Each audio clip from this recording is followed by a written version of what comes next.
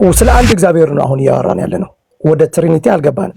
ግን እግዚአብሔር አንድ ነው በቃ ተጽፏል። ከኦሪት ዘፍጥረት ጀምሮ እስከ ራዕየ ዮሐንስ ድረስ አንድ እግዚአብሔር እንዳለ ተጽፏል። ግን አንድ እግዚአብሔር እንዳለ ብቻ ይጻፍ እንጂ ሶስት አካላት እንዳሉት ተቀምጠዋል።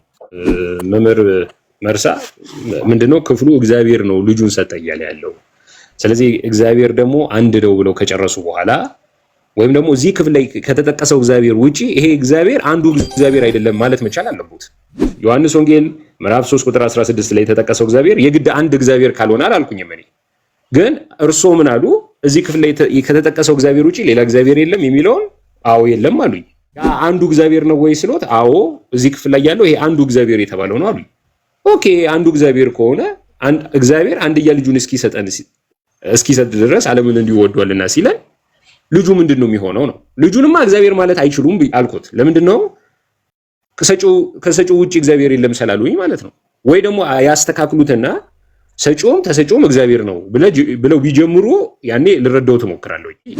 ያስተካክሉት ድጋሚና ክፍሉን ያብራሩ እንደ አዲስ።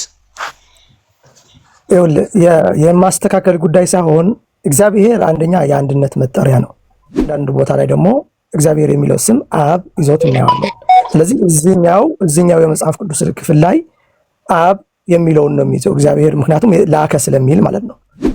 አይ አሁን አንድ ፖይንት ጨመሩልኝ መምህር። ምን የሚል ፖይንት ጨመሩልኝ? እግዚአብሔር ሲባል አንዳንድ ጊዜ አብን ብቻ የሚያመለክትበት ሁኔታ አለ አሉኝ። አሁን ያሉኝ፣ ቅድም ግን አላሉኝም። አንዱ እግዚአብሔር ነው ያሉኝ። አሁን ይሄ ክፍል እግዚአብሔር ተብሎ የተጠቀሰው እዚህ ጋር አብን ነው የሚያመለክተው ወይስ አንዱን እግዚአብሔርን ነው የሚያመለክተው? አብን ነው የሚያመለክተው። ኦኬ። ስለዚህ እዚህ ክፍል ላይ የተጠቀሰው እግዚአብሔር አንዱን እግዚአብሔርን ሳይሆን የሚያመለክተው አብን ነው የሚያመለክተው ማለት ነው።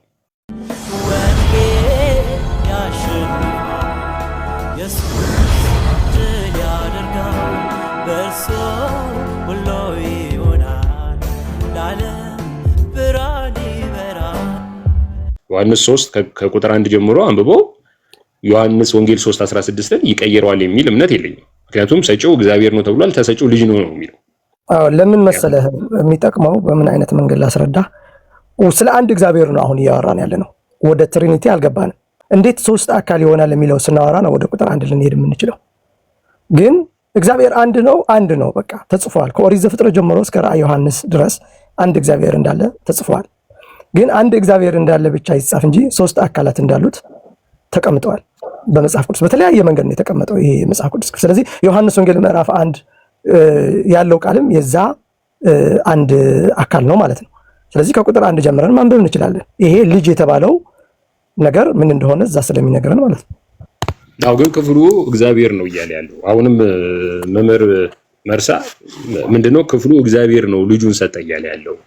ስለዚህ እግዚአብሔር ደግሞ አንድ ነው ብለው ከጨረሱ በኋላ ወይም ደግሞ እዚህ ክፍል ላይ ከተጠቀሰው እግዚአብሔር ውጪ ይሄ እግዚአብሔር አንዱ እግዚአብሔር አይደለም ማለት መቻል አለበት። ከዚህ ከተጠቀሰው እግዚአብሔር ውጪ ወይ ሌላ እግዚአብሔር አለ ካላሉኝ እንዴት ነው? አሁን ቆርሶ ነው ተኮ ነገሩን እንትን እያደረጉ ያሉት ክፍሉ ላይ። እኔ እዚህ ጋር የተጠቀሰው እግዚአብሔር የግድ አንድ ይሁን አላልኩም እኔ። ከተረዱኝ የግድ ዮሐንስ ወንጌል ምዕራፍ 3 ቁጥር 16 ላይ የተጠቀሰው እግዚአብሔር የግድ አንድ እግዚአብሔር ካልሆነ አላልኩኝም እኔ። ግን እርሶ ምን አሉ? እዚህ ክፍል ላይ ከተጠቀሰው እግዚአብሔር ውጪ ሌላ እግዚአብሔር የለም የሚለውን አዎ የለም አሉኝ። ያ አንዱ እግዚአብሔር ነው ወይ ስሎት አዎ እዚህ ክፍል ላይ ያለው ይሄ አንዱ እግዚአብሔር የተባለው ነው አሉኝ። ኦኬ አንዱ እግዚአብሔር ከሆነ እግዚአብሔር አንድያ ልጁን እስኪሰጥ ድረስ ዓለምን እንዲሁ ወዷልና ሲለን ልጁ ምንድነው የሚሆነው ነው? ልጁንማ እግዚአብሔር ማለት አይችሉም አልኩት። ለምንድነው? ከሰጪው ውጪ እግዚአብሔር የለም ስላሉኝ ማለት ነው። ወይ ደግሞ ያስተካክሉትና ሰጪውም ተሰጪውም እግዚአብሔር ነው ብለው ቢጀምሩ ያኔ ልረዳው ተሞክራለሁ። ስለዚህ ያስተካክሉት ድጋሚና ክፍሉን ያብራሩ እንደ አዲስ። የማስተካከል ጉዳይ ሳይሆን እግዚአብሔር አንደኛ የአንድነት መጠሪያ ነው። የነዚህ ሶስት አካላት አንድነት መጠሪያ ነው እንደ መጽሐፍ ቅዱስ አውዱ ማለት ነው። አንዳንድ ቦታ ላይ ደግሞ እግዚአብሔር የሚለው ስም አብ ይዞት እናየዋለን። ስለዚህ እዚህኛው የመጽሐፍ ቅዱስ ክፍል ላይ አብ የሚለውን ነው የሚይዘው እግዚአብሔር፣ ምክንያቱም ላከ ስለሚል ማለት ነው። አብ የሚለውን የመጽሐፍ ቅዱስ ክፍል ይሄ እግዚአብሔር ተብሎ እዚህ ጋር የተጠቀሰው አብ አባት ነው። ስለዚህ አንድያ ልጁ ልኳል። ይሄ መጽሐፍ ቅዱስ ክፍል ላይ የተቀመጠ ነገር ነው። አሁን እግዚአብሔር የአንድነት መጠሪያ ነው እግዚአብሔር የአንድነት መጠሪያ ነው። አንድ እግዚአብሔር ተብሎ የተጻፈበት የመጽሐፍ ቅዱስ ክፍል ላይ አንድ እግዚአብሔር ነው። እኔ ሁለትም ሶስትም ልልህ አልችልም። ገብቶሃል አይደለ? ስለ ትሪኒቲ ወይ ደግሞ ስለ ስላሴ ማውራት ከሆነ ግን እሱ ጋር ሂደን ከቁጥር 1 ጀምረን እናነባለን። ከዛ መጽሐፉ ራሱ ይነግረናል። አሁን እኔ እናንተ ማውራት ያለብን ስለ ስላሴ ነው እንጂ ስለ አንድ እግዚአብሔር ማን ያመንኩልህ እኮ እግዚአብሔር አንድ ነው። እኔ ሶስት እግዚአብሔር አላልኩም። አሁን አንድ ፖይንት ጨመሩልኝ መምህር። ምን የሚል ፖይንት ጨመሩልኝ? እግዚአብሔር ሲባል አንዳንድ ጊዜ አብን ብቻ የሚያመለክትበት ሁኔታ አለ አሉኝ። አሁን ያሉኝ፣ ቅድም ግን አላሉኝም። አንዱ እግዚአብሔር ነው ያሉኝ። አንዱ እግዚአብሔር አንድያ ልጁን እስኪሰጠን ድረስ ዓለምን እንዲሁ ወዷልና። እግዚአብሔር ከሱ ውጭ እግዚአብሔር አለ? ሌላ እግዚአብሔር አለ? የለም። ይሄ አንዱ እግዚአብሔር ነው። አዎ አንዱ እግዚአብሔር ነው አሉኝ። አሁን ይሄ ክፍል እግዚአብሔር ተብሎ የተጠቀሰው እዚህ ጋር አብን ነው የሚያመለክተው ወይስ አንዱን እግዚአብሔር ነው የሚያመለክተው? አብን ነው የሚያመለክተው። ኦኬ። ስለዚህ እዚህ ክፍል ላይ የተጠቀሰው እግዚአብሔር አንዱን እግዚአብሔርን ሳይሆን የሚያመለክተው አብን ነው የሚያመለክተው ማለት ነው። ይሄ ክፍል እግዚአብሔር ያለው እዚህ ክፍል ላይ እግዚአብሔር አንድያ ልጁን እስኪሰጥ ዓለምን እንዲሁ ወዷልና የሚለው ይሄ ክፍል ላይ እግዚአብሔር ተብሎ የተጠቀሰው አንዱን እግዚአብሔርን ማያመለክት ከሆነ የሚያመለክተው አብን ከሆነ አንዱን እግዚአብሔርን ማያመለክት ከሆነ በደንብ ይስሙኝ። አንዱን እግዚአብሔርን የማያመለክት ከሆነ የሚያመለክተው አብን ብቻ ከሆነ ስንት እግዚአብሔር ነው ያለው? አንድ እግዚአብሔር።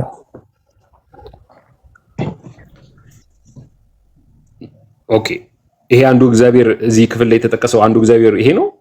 ዮሐንስ ወንጌል 3:16 ላይ የተጠቀሰው አንዱ እግዚአብሔር እሱ ነው። እዚህ ክፍል ላይ አይደለም አሉኝ። እሱ አይደለም 10 የተደጋግሙት አይደለም ሰላሉኝ። አሁን እኮ በትንሽ ያልተቀበለው ላይ ስለ እግዚአብሔር አንድ ነው እና እንዴት አንድ እንደሆነ ነው እየጠየቀኝ ያለኸው ወይስ የሶስት አካላትን ነው እየጠየቀኝ ያለኸው? አንድ እግዚአብሔር አሁን አብ እግዚአብሔር ተብሎ ተጠርቷል። በአንዳንድ የመጽሐፍ ቅዱስ ክፍል ላይ አብ እግዚአብሔር ተብሎ ተጠርቷል። በአንዳንድ የመጽሐፍ ቅዱስ ክፍል ላይ ደግሞ እንዲሁ ዝም ብሎ እግዚአብሔር ተብሎ ተጠቅሷል አይደለ? አሁን እዚህኛው የመጽሐፍ ቅዱስ ክፍል ላይ እግዚአብሔር አንድያ ልጁ ላከ ይላል። ስለዚህ ይሄ እዚህ ላይ እግዚአብሔር አንድያ ልጁ ላከ ተብሎ የተጻፈው ከሌላ መጽሐፍ ቅዱስ አንጻር ከሌላው የመጽሐፍ ቅዱስ ክፍል አንጻር ስናይ ኢየሱስ ክርስቶስ አባቴ ልኮኛል ብሎ ተናግሯል። ስለዚህ አባቴ ልኮኛል ብሎ ስለተናገረ እዚህ ጋር የላከው አብ ነው የላከው። ስለዚህ እዚህ ጋር እግዚአብሔር ተብሎ የተጠቀሰው አብ ነው።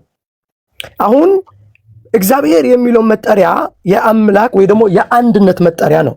አንድ እኮ ነው፣ ምንም እኮ ልዩነት የለውም። እኛ ራሳችን የተለያየ ነው እንጂ አንድ ነው። ምንም የሚለያየው ነገር የለም። በቃ አብ እኔና ወልድ እኔና አብ አንድ ነን ብለዋል አይደል?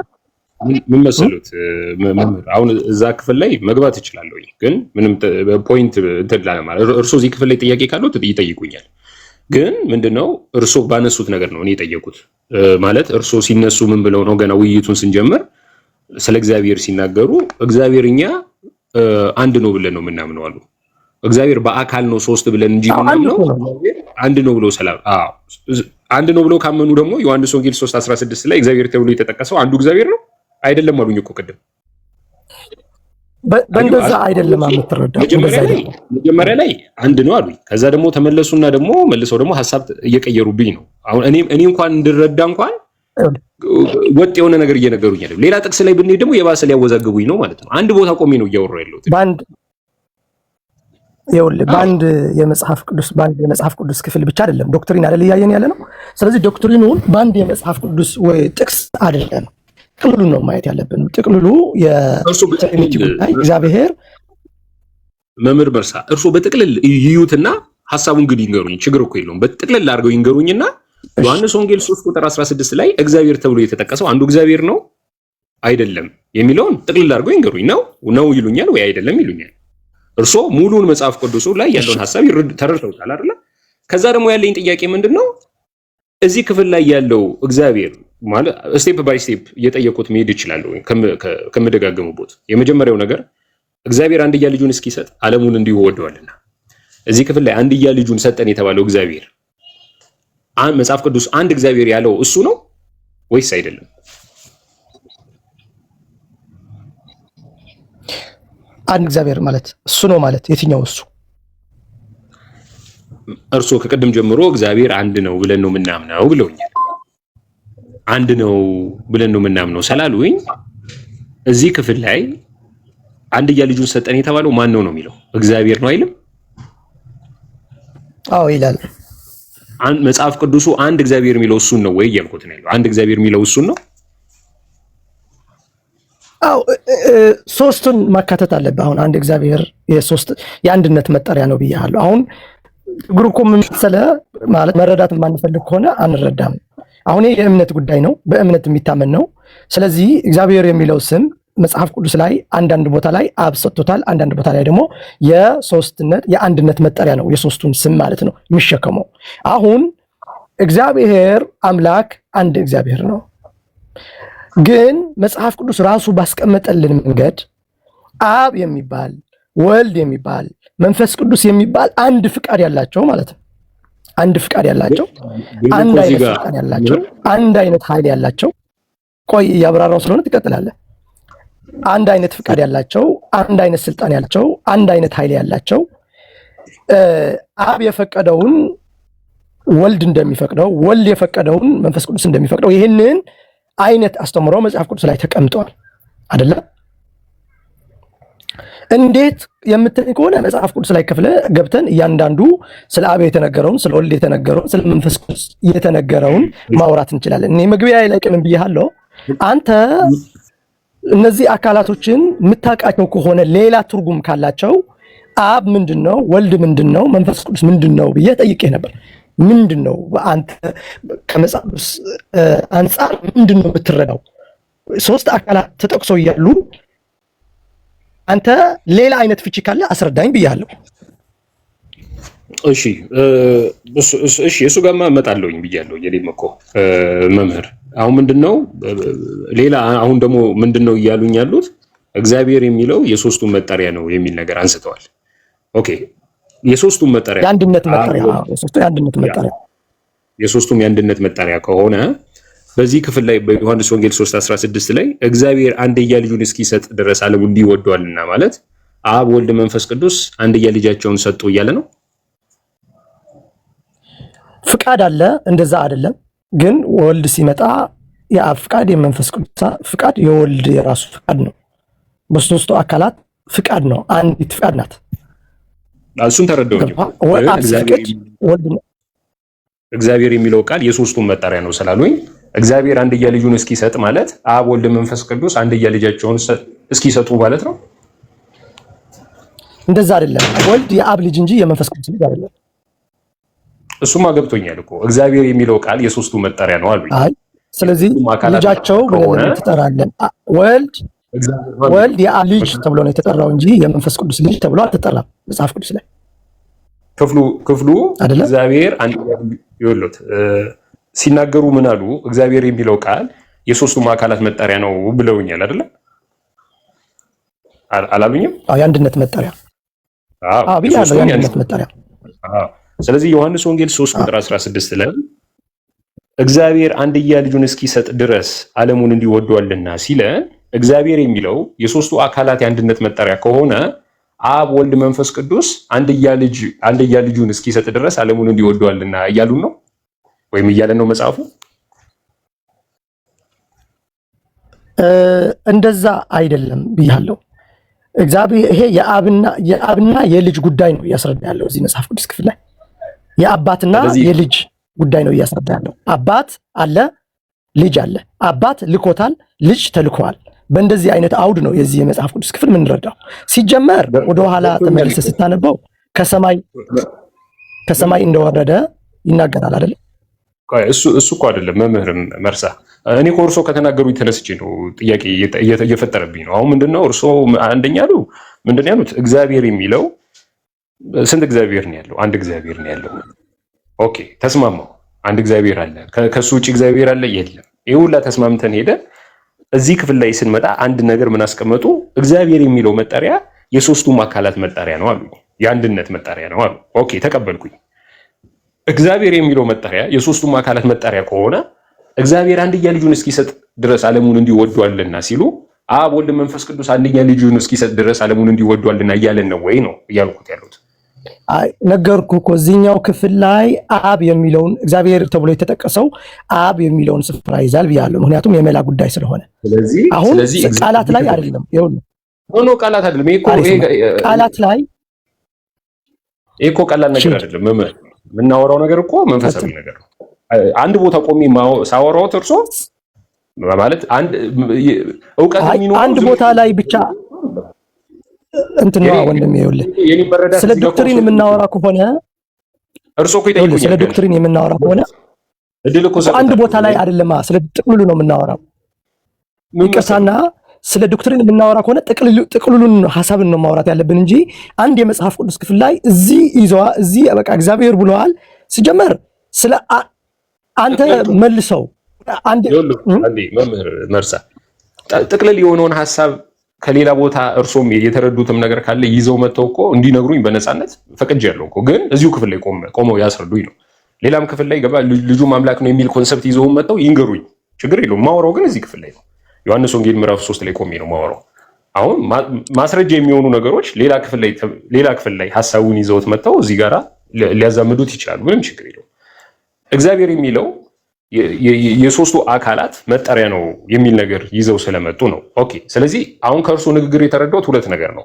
አንደኛ መጽሐፍ ቅዱስ እግዚአብሔር ሲል የሶስቱ አካላት የአንድነት መጠሪያ ስም ነው የመጀመሪያው ነገር። እግዚአብሔር የሚለው ቃል ያው የግዕዝ ቋንቋ ስለሆነ እግዚ የሚለው ቃል ያው ገዢ የሚለውን የአማርኛ ቃል ነው የሚወስደው።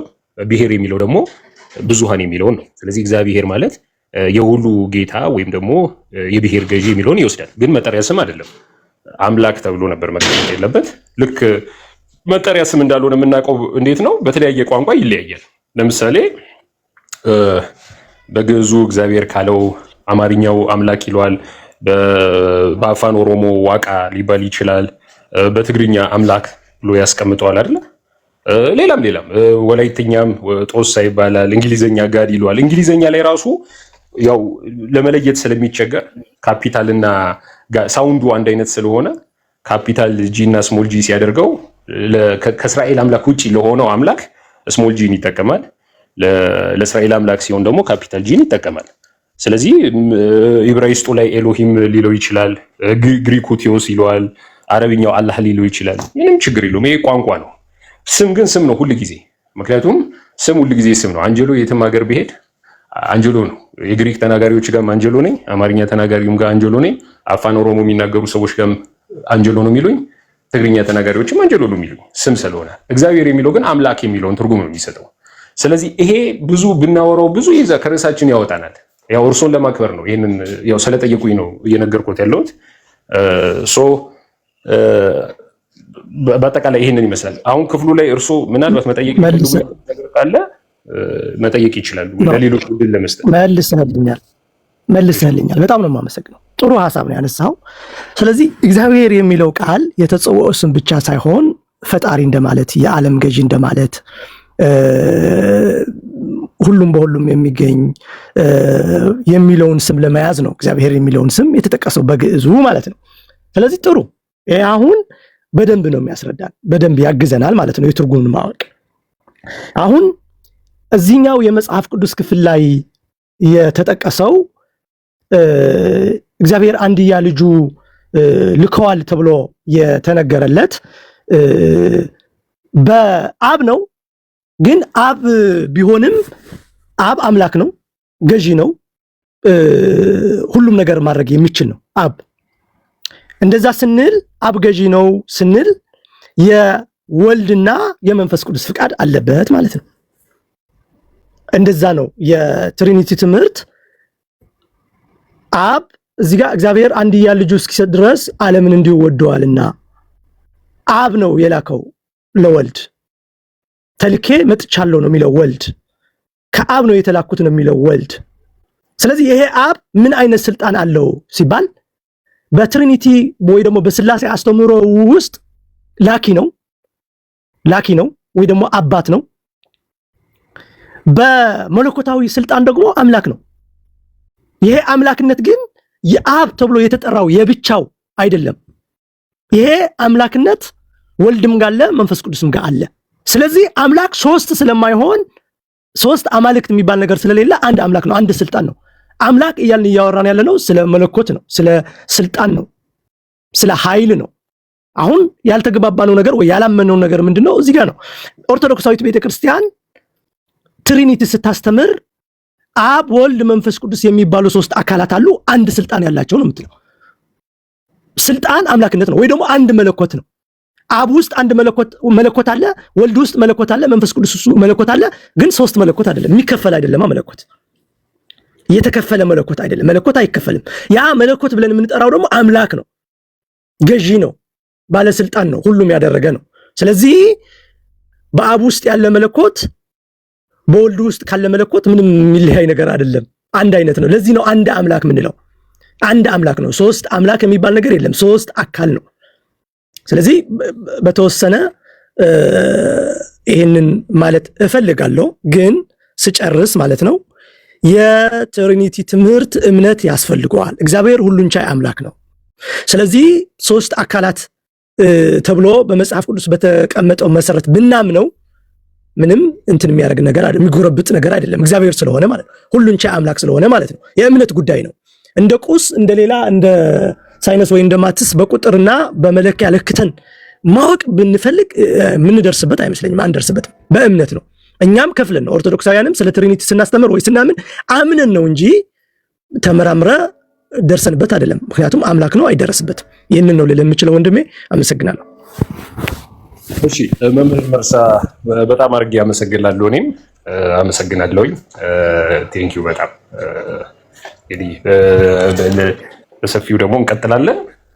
ሌላ ጊዜም እንገናኛለን። ጥሩ ሀሳብ ነው ከእርሶም የሰማሁት ጥሩ ነገር አለ። ኦኬ አጠቃላይ እሺ እኛ እያለን ያለ ነው በዮሐንስ ወንጌል 3:16 ላይ እግዚአብሔር አንድያ ልጁን እስኪሰጥ ድረስ ዓለሙን እንዲሁ ወዷልና ነው። ምንድነው እግዚአብሔር የሚለውን ቃል ከተጠቀመን በኋላ ተሰጪው ሌላ እግዚአብሔር መሆን አይችልም፣ ወይም ደግሞ በእግዚአብሔርነት ሌላ አካል የሆነ እግዚአብሔር መሆን አይችልም። ምክንያቱም ልጅ የሚባል መለኮት የለም። ልጅ የሚባል መለኮት የለም። ምክንያቱም ኢየሱስ በአምላክነቱ በእግዚአብሔርነቱ አባት ነው ብዬ ነው የምረዳው። ኢየሱስ በአምላክነቱ ለሱ አባት መሆን የሚችል ማንም የለም። ኢየሱስ በአባትነቱ ለሱ ኢየሱስ በአባትነቱ በአምላክነቱ ለሱ አባት ሊሆን የሚችለው ብቃት ያለው አካል የለም። ኢየሱስ በአምላክነቱ ለሱ አምላክ ሊሆነው የሚችል ብቃት ያለው አካል የለም። ምክንያቱም ኢየሱስ አምላክ ነው ካለ ከሱ ውጪ አምላክ የለም እያልን ስለሆነ ልጅ የሚለው የሚያመለክተው ሰው የሆነውን ክርስቶስን ኢየሱስን አመልካች ነው። ስለዚህ እግዚአብሔር የሚለውን ቃል ከተጠቀመን በኋላ እግዚአብሔር ምን ሰጠን? እግዚአብሔር ሰጠን አይልም። እግዚአብሔር ምን ሰጠን ነው የሚለው። አንድያ ልጁን ነው። ልጁን ልጅ የሚለው ደግሞ ሰው የሆነውን ክርስቶስን አመልካች ነው። በመጽሐፍ ቅዱሳችን ለኛ ተሰጠን የተባለው እዚህ ክፍል ላይ እግዚአብሔር አንድያ ልጁን ሰጠን ሲለን ሰው ሰጠን እያለ ነው። ምክንያቱም በኢሳይያስ 9:6 ላይ እንደዚህ የሚል ቃል አለ። ኢሳይያስ 9:6 ላንበው። እግዚአብሔር አንድያ ልጁን እስኪሰጥ ድረስ ዓለሙን እንዲሁ ወዷልና። ለኛ ሰጠን የተባለው አንድያ ልጁን ነው ማለት ኢሳይያስ 9:6 ላይ ምን ብሎ ያስቀምጧል ማለት ነው? ሕፃን ተወልዶልናልና ወንድ ልጅ ተሰጥቶናል። ወንድ ልጅ ሕፃን ተወልዶልናል፣ ወንድ ልጅ ተሰጥቶናል። ወንድ ልጅ ምንድነው? ጾታን አመልካች ነው። መለኮትነት አይደለም ወንድ እየተባለ ያለው። ሰው የሆነው ክርስቶስ ነው ወንድ እየተባለ ያለው። ሕፃን ልጅ የተባለው መለኮትነት አይደለም፣ ሰውነቱን አመልካች ነው። ስለዚህ መጽሐፍ ቅዱስ እግዚአብሔር አንድያ ልጁን እስኪሰጥ ድረስ ከተባለ የሚሰጠው ለማን ነው? ለኛ ነው አይደለም? ኢሳይያስ የሚደግመዋል እኮ ሕፃን ተወልዶልናል ወንድ ልጅ ተሰጥቶናል። ስለዚህ ለኛ ተሰጠን የተባለው ልጅ የተባለው ሰው ነው። ሰው ነው ልጅ የተባለው፣ መለኮት አይደለም። ልጅ የተባለው ሰው ነው ልጅ የተባለው እንጂ መለኮት አይደለም። ልጅ የተባለው ሰው ነው። ስለዚህ ኢሳይያስ ግልጽ ያደርገዋል። ሕፃን ተወልዶልናል ወንድ ልጅም ተሰጥቶናል። ስለዚህ ለኛ ተሰጠን የተባለው ሕፃን ልጅ ወንድ ልጅ ነው። ምክንያቱም በሌላ ክፍል ላይ ስንመለከትም በዕብራውያን መጽሐፍ ምዕራፍ 10 ላይ እንዲህ የሚል አለ። ዳዊት ሲናገር እንደዚህ ይላል ቁጥር 3 ነገር ግን በዚህ መስዋዕት በየዓመቱ የኃጢአት መታሰቢያ አለ፣ የኮርማና የፍየል ደም ኃጢአትን እንዲያስወግድ የማይቻል ነውና ስለዚህ ወደ ዓለም ሲገባ ኮት የተደረገው ይሄ ሐሳብ ዳዊት የተናገረው ነው። ወደ ዓለም ሲገባ መስዋዕትና መባን አልወደድክም፣ ስጋን ግን አዘጋጀህልኝ አለ። ይህንን የተናገረው ተናጋሪ ዳዊት ነው። ስጋ ተዘጋጀልኝ አለ። ለምን? ቁጥር 4 ላይ የኮርማና የፍየሎች ደም ኃጢአትን እንዲያስወግድ የማይቻል ስለሆነ። ኃጢአት ያለበት ማን ነው? ዳዊት ነው። ኃጢአት ያለበት ማን ነው? እኛ ነን። ስለዚህ የኮርማና የፍየሎች ደም ኃጢአትን እንዲያስወግድ የማይቻል ነውና ወደ ዓለም ሲገባ ምን ገባ? ለኛ ተሰጠን የተባለው እግዚአብሔር አንድያ ልጁን እስኪሰጥ። ኢሳይያስ ምን አለ? ሕፃን ተወልዶልናል፣ ወንድ ልጅ ተሰጥቶናል። እሱ ነው ወደ ዓለም ገባ የተባለው። ሰው ነው ገባ የተባለው፣ ልጅ ነው ገባ የተባለው። መለኮትማ ገባ ይባል ወዴት ይገባል? ኢየሱስማ በመለኮትነቱ ወዴትም አይገባም፣ የነበረ ነው። ያው በዮሐንስ ወንጌል ምዕራፍ 1 ቁጥር 9 ላይ ለሰው ሁሉ የሚያበራው እውነተኛው ብርሃን ወደ ዓለም ይመጣ ነበር። የሚመጣው በምንድን ነው? በሕፃን ልጅነቱ፣ በሰው ልጅነቱ፣ በወንድ ልጅነቱ ተሰጠ በተባለው ማንነት ወደ ዓለም ለሰው ሁሉ የሚያበራው እውነተኛው ብርሃን ወደ ዓለም ይመጣ ነበር ተባለ። ያ ይመጣ የነበረው ደግሞ ምንድነው ተብሏል? በዓለም ነበረ ይላል። ስለዚህ በዓለም የነበረበት ገጽታ አለው ኢየሱስ፣ ወደ ዓለም ይመጣ ነበረ የተባለበትም ገጽታ አለው። ስለዚህ ይሄ ግልጽ የሆነ የመጽሐፍ ቅዱስ ትምህርት ነው ማለት ነው። ሌሎች ስላሉ ከዚህ በላይ አልሄድም፣ ለሌሎች እድል እሰጣለሁ ማለት ነው። እሺ